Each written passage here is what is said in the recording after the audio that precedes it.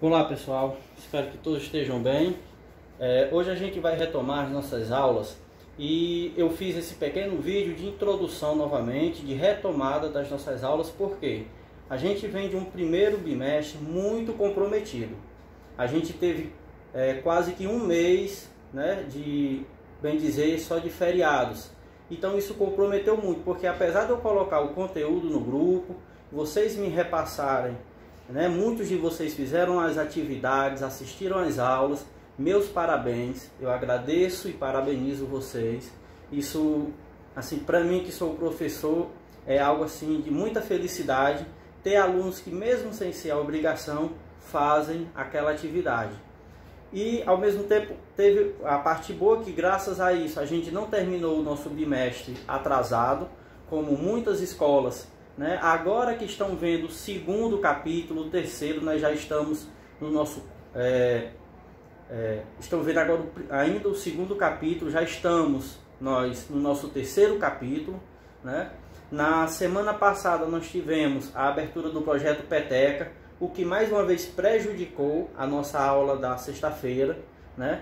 E sempre vou ficar nesse... Vocês já perceberam que tudo recai na sexta-feira. E eu sempre coloco o material de estudo daquele dia, para que vocês possam ver durante a semana. O que é que eu percebi? Que durante esse período, aqueles alunos que são excelentes, vêm participando, vêm assistindo a aula, em outros dias, vêm mandando atividade, continua, fazendo isso. Mas 2 ou 3 diminuíram, mas eu já estou chamando de volta. Mas eu percebi que aqueles alunos que não estão participando continuam sem participar. E eu acho que o fato das nossas aulas da sexta-feira ter tanto feriado, tanta paralisação, vem ajudando com que uma parte dos nossos colegas fiquem sem entusiasmo.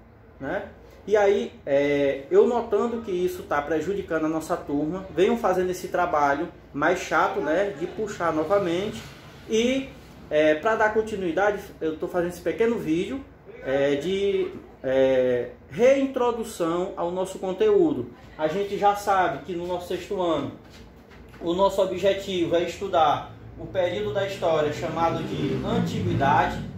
No sétimo ano vamos estudar a Idade Média, no oitavo, Modernidade, e no nono, a História Contemporânea. Sendo que no sexto ano a gente estuda a Antiguidade, as primeiras civilizações, e a gente, até mesmo antes, a gente começa estudando lá no início do planeta, como surgiu o planeta Terra, nós vimos isso, como as espécies, a vida surgiu, vimos que existem 2 explicações, uma da religião, que é chamada de criacionismo, onde Deus teria criado todos os seres vivos, todas as espécies, o mundo, o céu, os mares. E tem uma explicação da ciência, que é chamada de evolucionismo. No evolucionismo a gente não tem a figura de Deus. No evolucionismo, todos os seres vivos, assim como os planetas e até mesmo as estrelas, são parte de um processo natural de evolução. Nada está parado, tudo está em constante transformação. Essa transformação, é o que a gente chama de evolução. Muito bem. No nosso primeiro bimestre, já estava claro para nós, e nós vimos, o nosso objetivo era o quê? Compreender os fundamentos da história, o que é história, fontes, o que é fontes, como é que a gente consegue saber sobre pessoas, povos que já se passaram. Vimos isso e eu considero isso algo muito bem feito pela nossa turma. Aonde é que ficou a parte mais comprometida? Que foi justamente quando começou os feriados. Foi na parte do surgimento da humanidade. No segundo bimestre a gente estudou o surgimento da humanidade e a chegada do ser humano à América. Porque todos os outros continentes era possível você chegar caminhando. As distâncias eram percorridas a pé. Mas a América é um continente diferente, porque tem um Oceano Atlântico do lado e o Oceano Pacífico do outro. Então, como essas pessoas transitaram de um continente até chegar na América. A gente viu as principais teorias para isso. A mais aceita é que na última era do gelo, o nível do mar secou e apareceu terra entre a Ásia e a América, né? Como apareceu terra, animais e pessoas seguindo esses animais passaram da Ásia para a América. Seria por isso, por exemplo, que os povos indígenas, né, da América, eles têm um olhinho puxado, assim como japoneses, coreanos, chineses. Por quê? Foi o mesmo grupo genético da Ásia que passou para a América, né? Essa teoria é chamada teoria da travessia do Estreito de Bering. Por quê? Hoje, esse lugar que eles transitaram, né, é uma faixa de mar estreita, né, que recebe o nome do primeiro navegante que passou entre elas, que foi Bering. Muito bem. Vimos isso no nosso primeiro bimestre e sobre isso foi a nossa avaliação. Sendo que, como eu já falei, eu acho que ficou um pouco comprometida a segunda parte, o surgimento da humanidade e também a chegada do ser humano na América.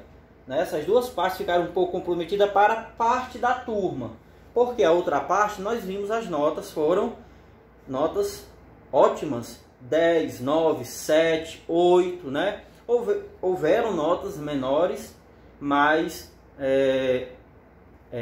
a gente já conversou, né, o porquê dessas notas e tem como se recuperar, né? O segundo bimestre, o que é que a gente está estudando agora no segundo bimestre? A humanidade tendo crescido, ocupado todos os lugares do planeta, quais foram as primeiras civilizações? Ou seja, quem foi, onde foi que ocorreu o primeiro lugar, né, o primeiro povo que deixou de viver em tribos para viver em cidades. Essa é uma característica de uma civilização. Ela é mais complexa do que a tribo, né? Na civilização, a vida é em cidades. Existe uma divisão do trabalho muito maior, porque lá na tribo a divisão é mais o que? Entre homens e mulheres, mais velhos e mais novos. Já numa civilização tem o trabalho do campo e o trabalho da cidade. Mesmo no trabalho da cidade tem vários: artesão, comerciante, trabalhador de oficinas, funcionários do palácio, né? Militares, sacerdotes, certo? Então tem uma divisão social muito maior dentro de uma civilização, né? A civilização, ela é um estágio mais complexo do que a tribo. E a gente viu que o primeiro lugar a surgirem as primeiras cidades, né? As primeiras civilizações que nós temos notícia, né? Pode até ser que tenha outras, mas as primeiras que nós tivemos notícia foi na região da Mesopotâmia, que fica no Oriente Médio, né? Que fica na região do Oriente, onde hoje fica o Iraque, o Irã, a Síria, né?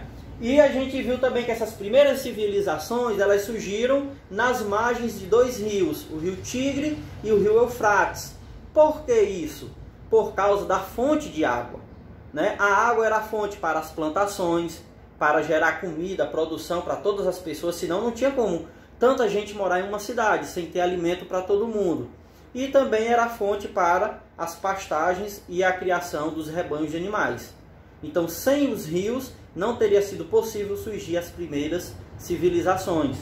E a gente viu que a primeira de todas elas foi a do povo sumério, os sumérios. Depois vieram acádios, amoritas, assírios e caldeus, né?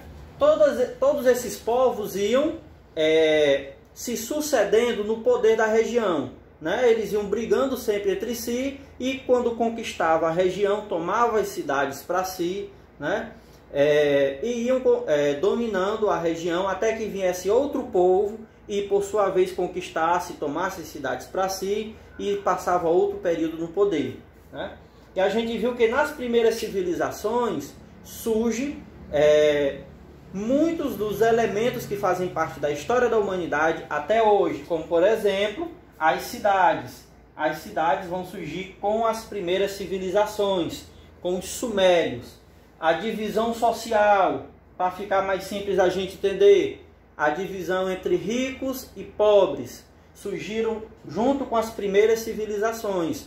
Os mais ricos eram aqueles que ficavam com a parte maior da produção. Todos os outros tinham que pagar uma parte para ele, né? Essa parte que é chamada de tributo, de imposto, né? Para que ele obrigasse todo mundo a pagar para si, essas pessoas mais ricas, esse líder, esse chefe, que depois vai ser chamado de rei, ele começou a ter um número de pessoas armadas justamente para obrigar as pessoas a pagarem ele. E também quando ele quisesse invadir uma região, essas pessoas irem junto com ele. Essas pessoas serão os militares, né? A escrita surgiu também nesse momento porque era preciso registrar quem pagou imposto, quantas pessoas estavam morando naquela cidade, né? Quem é que estava devendo, questões de comércio, nomes, escrituras, todas essas informações que era preciso guardar, registrar, gerou uma necessidade.